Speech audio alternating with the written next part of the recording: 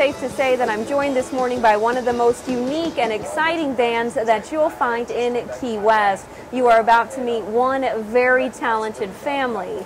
Don't let their age fool you. They are seasoned performers and they are a force to be reckoned with. This is not the way I wanted us to end. For years and years we were closest friends. I know this isn't something you like to admit, but I understand that you are the woman who made this band really happy. Tell me the story behind it. I was always trying to learn new instruments, just to do something for me when life was getting too crazy. And so when the kids were little, they started asking me to teach them, and I started teaching them, and they all got better than me. And now look at where they are, right? I don't know if it's true that they got better than you. I hear you're very talented. They really are. 1, 2, 3, 4.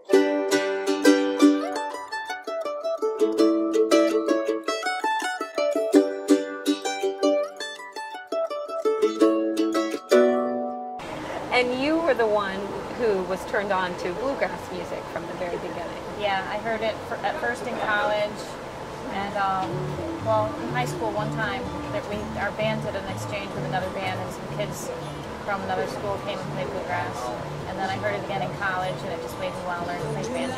Bigger age of 43, I fed her sugar candy, and she still on me. I can remember going, I was telling you earlier, going to music festivals, and the kids would typically say, my wife would start packing on a Thursday, we might leave Friday after work, and they'd say, where are we going this weekend? Oh, Bluegrass Festival. Oh, another Bluegrass Festival. And this was way pre-Bluegrass, before we even dreamed of playing. Right.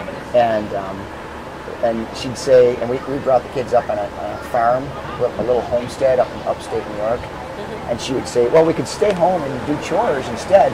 Oh, we'll go.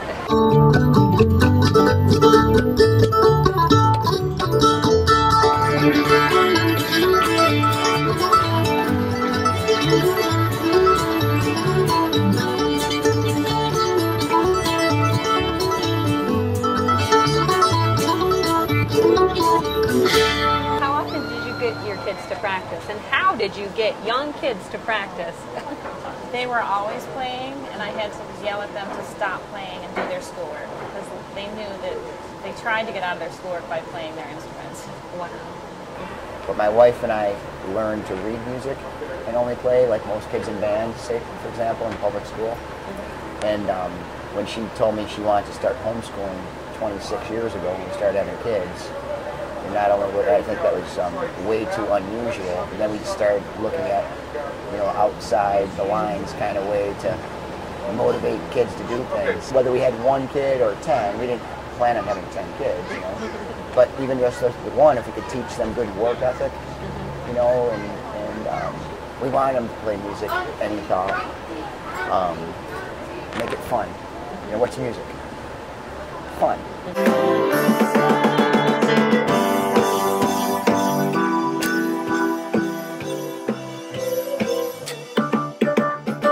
Now, I was a single income dad. My wife stayed home.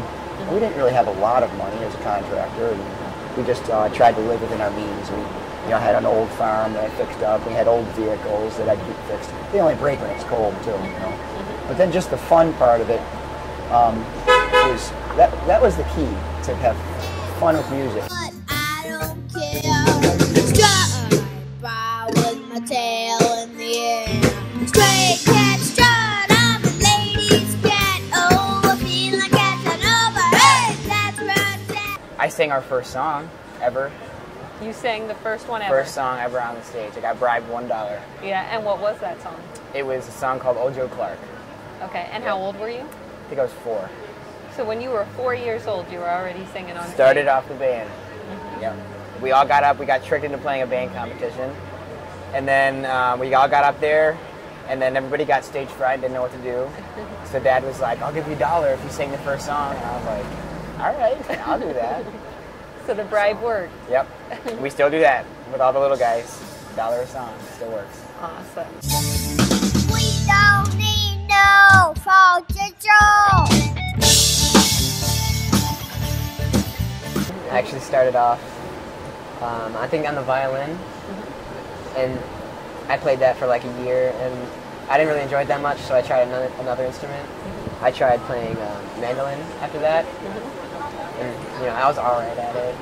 Never like got half as good as one of my older brothers, you know, because they were really good at the time. It was kind of, you know, it was kind of depressing just seeing them play and then trying. Yeah, but you know, I tried playing that for a long time, and then the band got to a point where they needed a drummer, and I was like, well, since I suck at this, maybe I'll try playing the drums. And then, so that's when I started playing drums, is when they needed a drummer.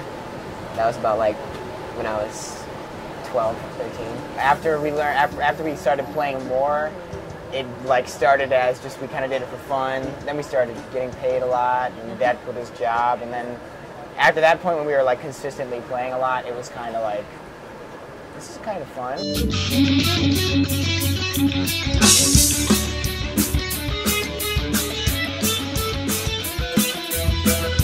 Now, when you were 4 years old singing that first song on stage, did you think that you would be doing that so many years later? No way, not even close. I'd have to say most of us, we wanted to be in the NHL, you know, be hockey players, actually. Really? Yeah, that was like what we all wanted to do. But then that kind of changed after, you know, as we got into our teenage years. Yeah. Now, one of your brothers told me that you guys wanted to be NHL players. Is that true? Yeah. We all thought we were going to be stars. I always had my kids ice skating. I always loved playing ice hockey. And I always built a rink inside my barn for them every year. So my kids had their own indoor ice arena that the snow didn't ruin, you know. And I always used to think, man, this must be the Doerfel homeschooled school for overprivileged kids, you know. Now we still skate. We skate 2 or 3 times a week, and it keeps us healthy. Boys and testosterone, you know, they have to learn how to get rid of it in a healthy way. Right. So then when they, you know, we fight playing hockey sometimes, and it just happens. Right. But then they're not fighting on stage. Give me the dirt on your family. Do you guys all get along, or do you fight? We have our days. We all fight a lot. They see us playing on stage and they're like, oh, you guys look like you're enjoying yourselves so much and you get along so well. And we're like, yeah, that's just a show. Well, you fight a lot, but you get over it pretty quickly, right? In the end, you have to resolve it because you have to wake up the next day and see the same person. So you better resolve it. I'm the youngest in the band. You're the youngest. But in the family, you're like 6 or 7 from me. All right. So being the youngest in the band, do you get picked on by your older brother?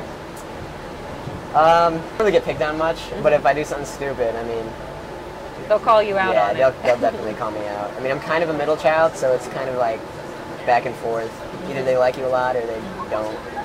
Just depends how you're acting. I've been pretty good lately. Being the oldest in the family, do you feel that you kind of have to always be the leader or the role model for your younger siblings? I'm the more like the responsible one, get the job done, try to be on time. The average family has 2 kids. We have 10 of our own, plus we take in strays, you know. Not really strays, but other kids that seem to have musical tendencies.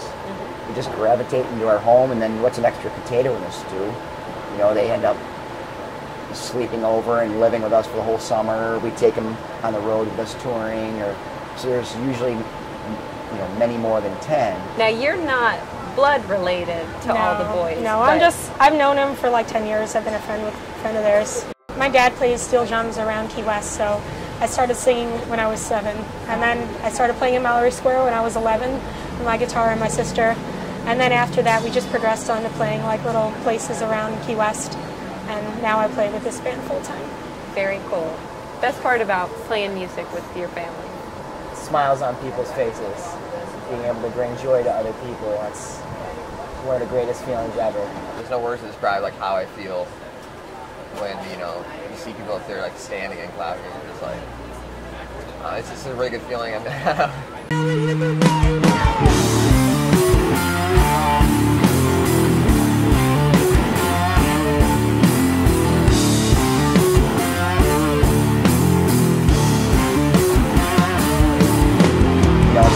The bumper sticker, One Human Family. Do you ever see our plagiarized bumper sticker? you look at it and it looks like it says One Human Family because we use the same font and everything, but we like that concept so much. Ours says One Doerfel Family. That's And then the little font on the top says all people are created equal members of One Doerfel Family, and the keys really called our name. Before we found the keys, Buffalo, was our home. That was kind of like our connection was in Buffalo, and just sort of find another connection that feels like home. It's really cool feeling.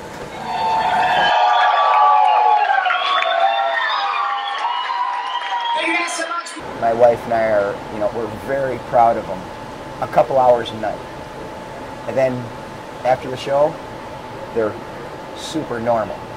How proud are you as a mother to be able to go to their performances and see them up there playing beautiful music and working together? Sometimes it doesn't seem like it's real, or it's kind of like I have to pinch myself and say, these are my kids. I can see them over and over and over again, and it's still fun watching them make the same songs. If it was up to you, where would you be in 5 years? Touring the world, definitely.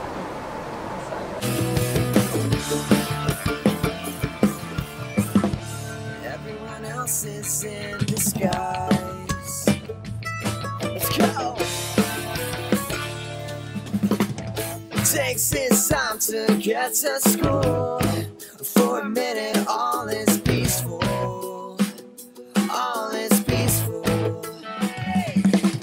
Is there anyone out there to say hi? Is there anyone out there to say